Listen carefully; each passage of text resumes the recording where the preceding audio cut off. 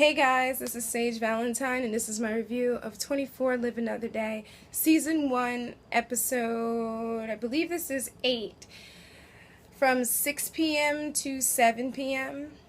There was so much going on with this episode. This episode went from, like, me biting my nails to wiping away the tears. It was, like, action-packed and extremely, extremely somber and sad. You would think that Margot Al Harazi would be happy now that President Heller is dead. Spoiler alert. Unfortunately, he did die at the end of this last episode. But he died like a boss. He did not let her get the upper hand. As we know from last episode, he basically suggested this just so that he could end the violence and end the death and end the bloodshed. But unfortunately, Margot's not done. But she went along with it thinking that in some way, some shape or form, the president would botch this whole idea, probably fill Wembley Stadium full of, like, the FBI Secret Service and the English Crown Guard. All these security people probably have a decoy sit up there and take the president's place and die on his behalf, but it really shocked her that the president was there. And her reaction at the end once he was dead, usually, I don't know, maybe it's me, but usually with the terrorists on this show, when they get what they want, they're pretty happy, but Margot's not that happy, I guess because she still knows that Simone is still alive out there. That, and she just didn't look really happy about it, and she didn't look pleased either. I'm not liking that. So, as per next episode, it's going to be a whole bunch of violence. And Jack, it seems like he was picking up Ian and throwing him out the window, unless that was somebody else. But it sure did look like Ian following all those stories, but could be wrong.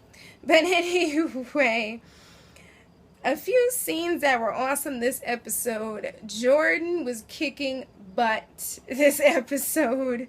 Jordan was awesome because Navarro is another person that's slipping up, because Navarro, he just didn't play the part right. Like, Jordan could see right through, like, hello, he's at this boat, he's supposed to get this stuff, and then all of a sudden, some dude is shooting at him.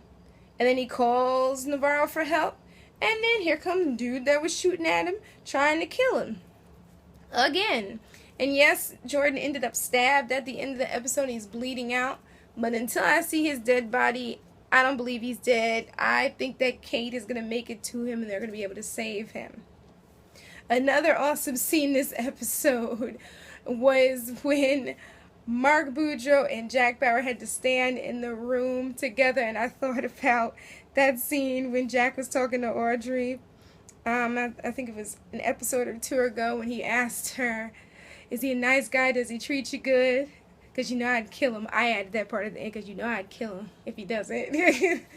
You could just see him giving him that killer look, even though he was tasked to work with Mark Boudreaux. Still, that's that Jack we know and love. Like, listen, I got to work with you, but I'm still coming after you. I'm still going to get you.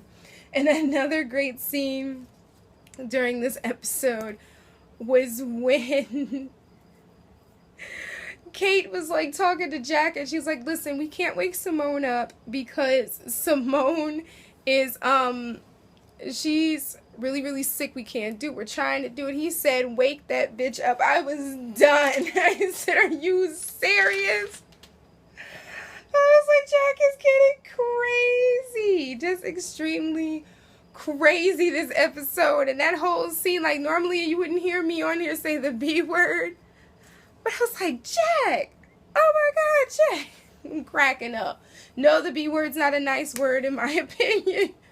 But I was just like, I didn't expect Jack to say that, but yeah, got it done pretty much. But beyond that, this was a really, really good episode.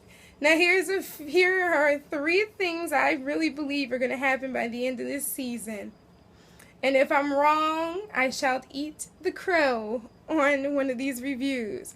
However, Mark Boudreaux got exactly what he wanted with the president out of the way, because when he was talking to Audrey, Because I think I forgot to tell you guys that Audrey didn't know anything about the whole thing with Heller and giving himself up to Margot Al Harazi.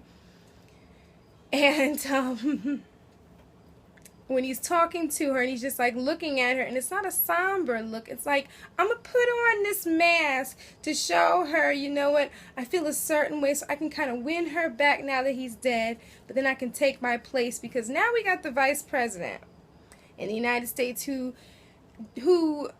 Boudreaux is supposed to deliver that letter to. Now let's see if something crazy happens to that president. More importantly, Russia's not done, and even if the president's dead, now they're going to be side-eyeing Mark Boudreaux even more, and they are so coming for Jack, and I'm worried, because now that Jack has diplomatic immunity, now that he has immunity from all of the charges and everything, he's supposed to be able to go back to his life. However, Mark Boudreaux started the ball rolling, and that ball is still rolling down the hill, and unfortunately the Russians are adding more balls behind that, or more pressure to it to have it roll all the way down the hill. So, and the third and final thing that I think is going to happen by the end of this season, and before I get to that too, because I left a really important scene out before I get to my third thing that's going to happen. Navarro has no clue he's talking to Adrian, Chloe's little main squeeze. Adrian's a little salty against Jack, as we know already. However, now that Chloe, he knows that Chloe's still working with Jack, I'm wondering what he has planned for Jack. It's a head scratcher. It's a really big head scratcher, but he looked really mad when he found out that Chloe was still working with Jack. Like, he was calling her when she was in that Irish pub. It looked like an Irish pub. Dude was drunk and almost spilled something on her laptop. Like, that's a $4,000 laptop, dude. I would have made that screw face, too. I would have been so upset. But the third and final thing that's going to happen before the end of the season, besides Ian's impending death, is that we are going to learn that Mr. Adrian is a benefactor, along with the Chinese, probably, and Navarro, to Margot Al Harazi. I do believe all three of those things are all interconnected in some way, shape, or form. And one thing about 24, they do not introduce two different stories without them weaving together or flowing together in some way, shape, or form. Alright, ladies and gents, thanks for tuning in, and until my next review, because I do have some Walking Dead reviews to do. I just finished Harper's Island. If you haven't watched Harper's Island, please do. It's 13 episodes of just suspense and crazy, and it's awesome. Check it out on Netflix. Until my next review, guys, you guys all take care. Enjoy your work week. I hope you had a good Monday, and definitely rate, comment, and subscribe to this video. Check me out at Sage Valentine on Twitter.com.